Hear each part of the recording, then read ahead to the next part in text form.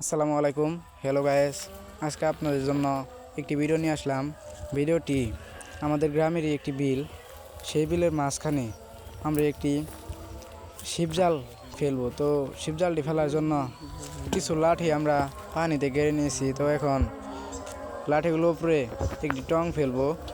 টংটি ফেলার কারণ হচ্ছে টংয়ের উপরে বসেই শিবজালটি উপরে তোলা হবে।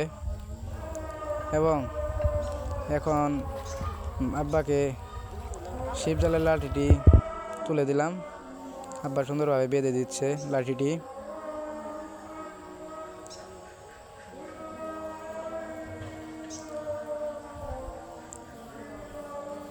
এখন যে কাজটি করতেছি সেটি হচ্ছে শিবজালটি উপরে তোলার সময় যেন পড়ে না যায়, তার জন্য একটি রশি দিয়ে টানা দিয়ে দিলাম,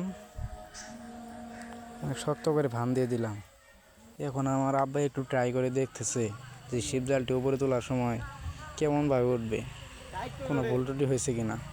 কিন্তু তুলে দেখে ঠিকভাবে উঠেছে, কিন্তু জালটির ভিতরে যে পরিমাণ পচরা আটকেছে, মানে হচ্ছে পানার যে পচা মলগুলো। তো আব্বা এখন সেই মলগুলো ঝেড়ে পানিতে ফেলে দিল।